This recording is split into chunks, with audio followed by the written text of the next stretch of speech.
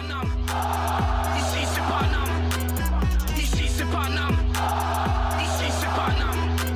J'ai la tronche du parigo, le cœur qui palpite. On chante, on crie, Paris est magique. Le rouge, le bleu, fier de nos couleurs. Le parc en feu, ressens-tu la ferveur? Hier, lors de l'avant-match, j'avais prédit une victoire parisienne 0-3. Bon, j'avais dit aussi doublé de Ramos et un but de Barcola. On ne peut pas tout avoir dans la vie. J'ai eu l'essentiel, j'ai eu le score. Victoire de nos Parisiens pour cette 6e journée de Champions League en Autriche face à Salzbourg. Est-ce que je suis content? C'est pas le mot content en fait, les gars. Non, je peux pas dire que je suis content. Peut-être rassuré parce que voilà, l'efficacité a été là ce soir.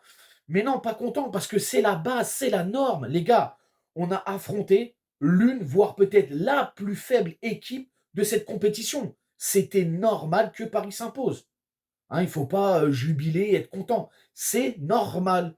Bref, bienvenue sur la chaîne, c'est le débrief, comme je te l'ai dit. Salzbourg, Paris Saint-Germain. On s'abonne si ce n'est toujours pas fait, la petite clochette à côté, on clique dessus pour les notifications, le référencement, on met son plus beau pouce bleu et on lâche son petit commentaire. Un 11 de départ classique, hein, le fameux 4-3-3 de Luis Enrique, et c'était littéralement le même 11 de départ que face à Auxerre, si je ne dis pas de bêtises. Donc on avait Donnarumma dans les cages, la défense Marquinhos, Pacho pour la charnière justement de la défense centrale, à droite Hakimi, ce soir Hakimi, encore une fois, stratosphérique. Il confirme en fait qu'il est littéralement le meilleur latéral droit du monde. Tout simplement. Après, les gens, ils peuvent parler, ils peuvent discuter, ils peuvent dire ce qu'ils veulent. Les faits sont là, les gars. Mendes était à gauche, le trio au milieu de terrain, João Neves, Vitinha, Fabian Ruiz et l'attaque Ramos. Ça fait plaisir de le revoir en pointe. Moi, j'avais mis Kolo Muani hier dans mon avant-match, hein, justement à droite, puisque Dembélé était suspendu, hein, puisqu'il a pris un rouge face au Bayern. Finalement, c'est Kanguilny qui était à droite et à gauche du grand classique. Barcola, les gars. Coup d'envoi pour le Paris Saint-Germain sur cette première période. Et ben, sans grande surprise, Paris a complètement dominé son adversaire lors de cette première mi-temps. Possession parisienne. Le peu de ballons qu'on perdait, tout de suite au pressing, on récupérait les ballons. Salzbourg, ça a été très compliqué pour eux. Ils étaient très faibles, il faut le dire. Ça a été très, très, très compliqué pour Salzbourg, les Autrichiens, qui n'ont pas du tout existé. Je sais même pas, ouais, on peut même pas dire qu'ils se sont montrés dangereux. Par moments, on avait des pertes de balles. On voyait qu'ils essayaient de se projeter très vite, mais tout de suite, on les arrêtait. Et Paris jouait à gauche, Paris jouait à droite, on jouait un petit peu dans l'axe. Mais il y a des choses qui m'ont un petit peu embêté, moi, sur cette première période, notamment Kanguilny. Alors oui, dans la globalité de son match, il a été pas mal. Mais je le répète encore une fois, pour moi, c'est un super sub. C'est un joueur, si tu veux vraiment prendre toutes ses qualités et qu'il t'apporte ça sur le terrain, faut le faire rentrer en cours de jeu quand il est titulaire. On l'a vu. Ah là là là là. Par moments, c'est un peu hasardeux dans son jeu, tout ça. Alors, il y a aussi le fait que par moment, on ne mettait pas de vitesse, il n'y avait pas de mouvement. Ça aussi, ça m'a plutôt agacé. Mais quoi qu'il en soit, on les a complètement dominés, asphyxiés. Je ne sais pas quoi dire d'autre comme objectif, les gars, mais c'était euh, c'était bien, c'était bien. Et d'ailleurs, ça va payer à la 30e minute. Incroyable, incroyable. Va y avoir ce ballon qui va arriver sur Hakimi. Hakimi remise de la tête au deuxième poteau. Et là, en renard des surfaces, du pointu, mon gars.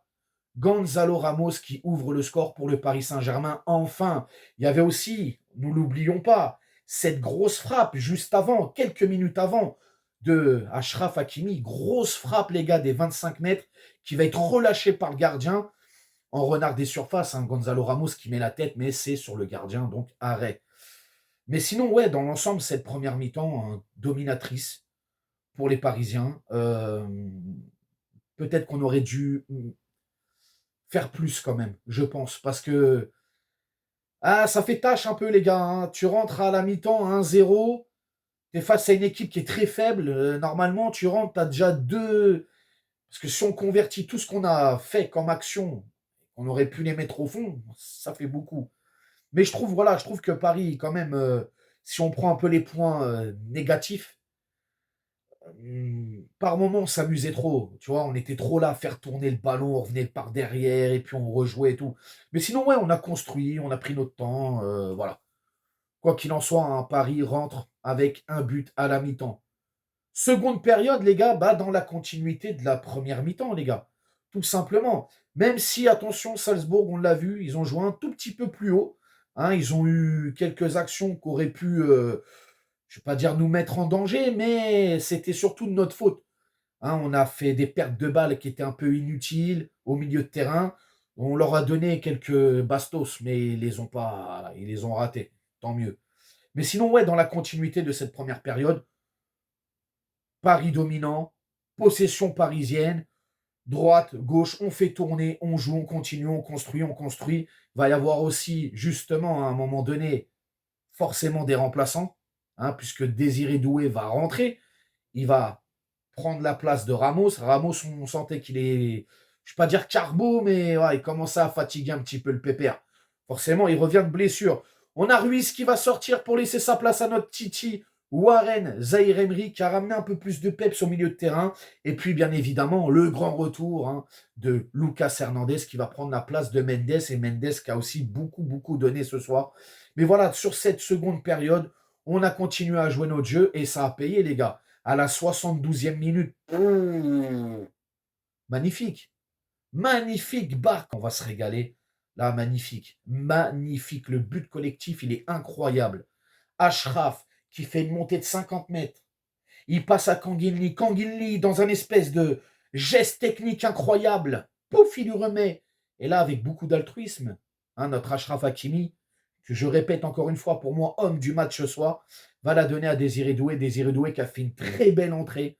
Enfin, tu vois, quand tu joues relâché, quand tu ne veux pas faire le Neymar, quand tu restes Désiré Doué, que tu joues, toi, ton jeu Désiré Doué, c'est payant. Passe décisive et en plus, t'es buteur. Bravo. Bravo Désiré. Bravo.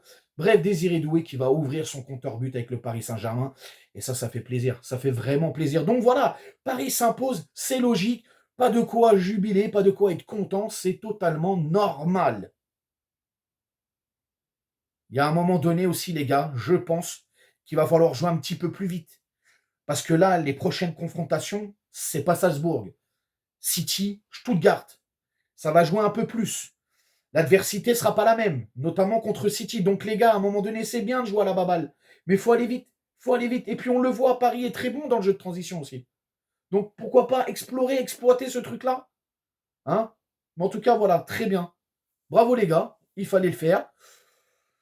Est-ce que ça va être un déclic pour le suite de la saison? On l'espère, on verra bien, mais voilà, c'était pour moi normal.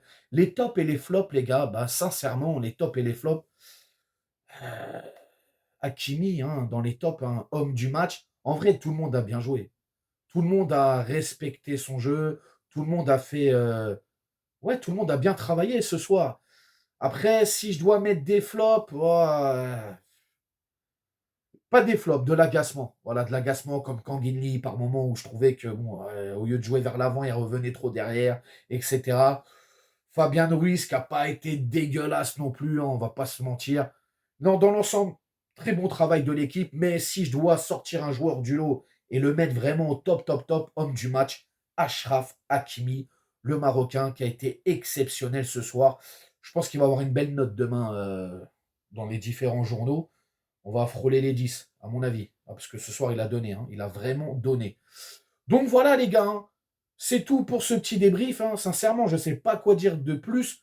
Puisque pour moi, c'est totalement logique. Paris devait s'imposer. Même si je t'avoue, j'aurais pris le 1-0. On serait resté 1-0, mais j'aurais été tellement agacé, poteau. Parce que mettre 1-0 à Salzbourg, qui est quand même très, très faible, gagner comme ça, non. Il fallait quand même qu'on augmente le score et on l'a fait. Donc c'est très bien.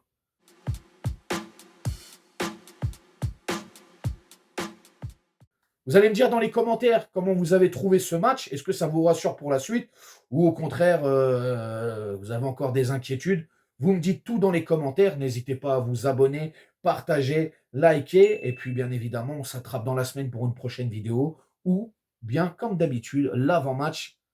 Gros match qui nous attend, les gars, ce week-end. Eh ouais. Allez, prenez soin de vous. Ciao, ciao et bonne soirée.